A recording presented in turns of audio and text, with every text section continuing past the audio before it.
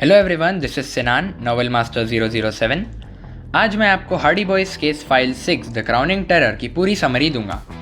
तो ये interesting mystery शुरू होती है फ्रैंक और जो हार्डी से, जो भाई है और जिन्हें हार्डी बॉयज़ कहा जाता है। ये दोनों एक रशियन रेस्टोरेंट में अपने अंकल ह्यू का इंतज़ार करते हैं, जो हार्डी बॉयज़ के डैड फेंटन हार्डी के पुराने दोस्त होते हैं। वो बस वहाँ से चाय ऑर्डर करते हैं। चाय पीते ही ह्यू गुस्से में किचन की ओर भागता है। उस कप पे रशियन में कुछ लिखा था, जिसका मतलब होता है तुम्हें जहर दिया गया है। जो उनका किचन में पीछा करता है, जहां दो लोग ह्यू को किडनैप करके गाड़ी में ले जाते हैं। हार्डी बॉयज उनका भागकर पीछा करते हैं, जहां रास्ते में वो एक USER के गवर्नमेंट एजेंट स्टार्की से टकराते हैं, जो उन्हें गिरफ्तार कर लेता है। स्टार्की उन्हें कहता है कि उनका अंकल ह्यू एक देशद्रोही है और उसे सैन फ्रांसिस्को ले जाया गया है। हार्डी बॉयज़ को यकीन नहीं होता, क्योंकि दुनिया के लिए ह्यू एक फाइनेंस ऑफिसर थे। हार्डी बॉयज़ डिसाइड करते हैं कि वो स्टार्की के साथ सैन फ्रांसिस्को जाएंगे, पर ह्यू को पकड़ने की जगह उसे बचाएंगे। हार्डी बॉयज़ वहां पहुंचकर ह्यू की बिल्डिंग में जाते हैं, जहां 20th फ्लोर पे हार्डीज को ह्यू का कमरा खुला मिलता है। वहां अंकल ह्यू तो नहीं होते, पर उनके दूसरे कमरे में एक लड़की होती है, जो हार्डी बॉयज़ को देखकर बालकनी से कूद जाती है। एक नायलॉन कॉर्ड से लटक कर नीचे भीड़ में घुल जाती है। जो उतरता है और उसका पीछा करता है। वो उसके आदमियों को जो को मारने को कहती है। जो बेहोश हो जाता है। जब उसे होश आता है तो वो बांधा हुआ होता है। वो लड़की अपना नाम चैरिटी बताती है। वो कहती है कि वो अंकल ह्यू के सारे प्लान्स जो को बताएगी। जहाँ दूसरी तरफ फ्रैंक को जो की फिक्र होती है। इतने में वो ह्यू को दो लोगों के साथ आते हुए देखता है। जैसे जो ने बताया था, वो दोनों ही उनके किडनैपर्स थे। फ्रैंक अलमारी में छुप जाता है। वो दो रशियंस ह्यू को धमकाते हैं कि अगर वो म्यूजियम का प्लान का सही नक्शा नहीं बनाएगा तो वो उन्हें जहर का एंटीडोट नहीं देंगे। उनमें से एक रशियन ने चैरिटी द्वारा लाया नायलॉन कॉर्ड बालकनी में देख लिया और उसे शक हुआ कि कमरे में कोई छुपा हुआ है।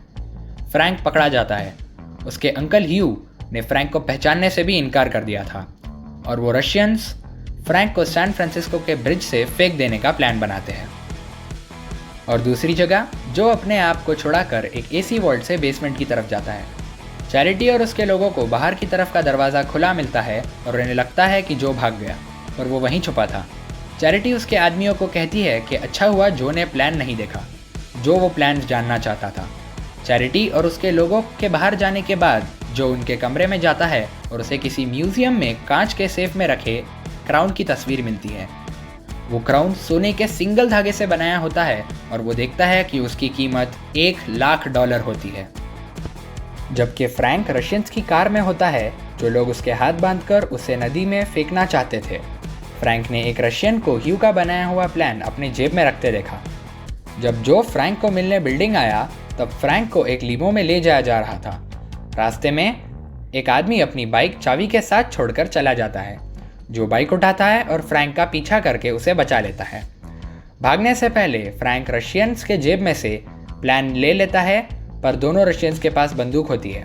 हार्डीज के पास ब्रिज से कूदने के सिवाय कोई ऑप्शन नहीं था। बड़ी मुश्किल से दोनों पानी के बाहर आते हैं। दोनों ने उन रशियंस का और चैरिटी का प्लान अपने अपने तरीके से पता किया था। वो ये तो समझ गए थे कि उनका प्लान म्यूजियम में से क्राउन चुराने का था। वहाँ एक आदमी आया, मिकी, और बंदूक दिखाकर उन्हें बोला कि स्टार्की उनसे मिलना चाहता है। हार्डी बॉयज़ उसके साथ गए और उन्होंने स्टार्की को सब कुछ बता दिया जो वो जानते थे। स्टार्की को लगा कि हार्डी बॉयज़ को बहुत सारी पर्सनल इन्फॉर्मेशन मिल गई थी, तो वो मिकी को उन्हें मार देने को कहता है। जो मिकी के मुंह पर गर्म चाय फेंकता है और बंदूक छीन लेता है। स्टार्की की बिल्डिंग में एक फाइट के बाद हार्डी बॉयज़ वहाँ से निकल जाते हैं और अगले दिन भेस बदलकर उसी बिल्डिंग में जासूसी करने आते हैं। वहाँ उन्हें पता चला कि स्टार्की उन दोनों रशियन किडनैपर्स में से एक रशियन से मिलता है।